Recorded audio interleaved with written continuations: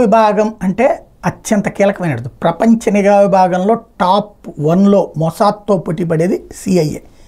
మొసాదు సిఐఏలో ఏది నెంబర్ 1 ఏది నెంబర్ 2 అంటే కొన్నిసార్లు సిఐఏ నెంబర్ 1 కొన్నిసార్లు మొసాద్ నెంబర్ 1.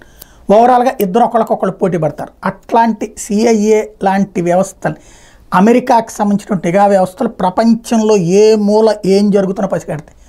చైనా వాడు ఏం చేస్తున్నాడు, పాకిస్తాన్ వాడు ఏం చేస్తున్నాడు, అలాగే భారతదేశం ఏం చేస్తుంది, రష్యా ఏం చేస్తుంది, ఇట్లాంటివన్నీ అక్కడ ఫీడ్బ్యాక్ ప్లస్ ఆయా ప్రాంతాల్లోని మాఫియా డాన్లు, ఆయా ప్రాంతాల్లోని రాసాంఘిక శక్తులు, వీళ్ళందరూ వీళ్ళ ఫీడ్బ్యాక్, వీళ్ళ వెనకాల ఉన్న బలాలు బలహీనతలు, ఈ మొత్తం ఒక కంప్యూటర్ బటన్ నొక్కితే మొత్తం వచ్చేస్తుంది అమెరికాలో. అంతటి నిఘా వ్యవస్థ మొత్తానికి ఇప్పుడు చీఫ్గా నియమించబడింది తులసి గబార్డ్.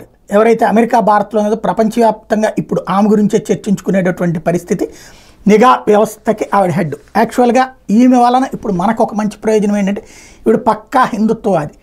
అనేక మంది విమర్శించినప్పుడు కూడా నేను నా ధర్మాన్ని నేను పాటిస్తున్నాను అని చెప్పారు. అక్కడ ఆర్ఎస్ఎస్కి సంబంధించినటువంటి కుటుంబం నుండి వచ్చినటువంటి అమ్మాయి ఇవాళ కీలకమైనటువంటి స్థానంలో కూర్చుంది. తద్వారా మనకి రాబోయేటటువంటి రోజుల్లో పాకిస్తాన్ లేకపోతే బంగ్లాదేశ్ నుండి జరిగే కుట్రలు, అదే సందర్భంలో చైనా నుండి జరిగే కుట్రలకు సంబంధించినటువంటి ఫీడ్బ్యాక్ ఎప్పటికప్పుడు వస్తుంది. ముందు జాగ్రత్తలు తీసుకోవడానికి అవకాశం ఏర్పడుతుంది.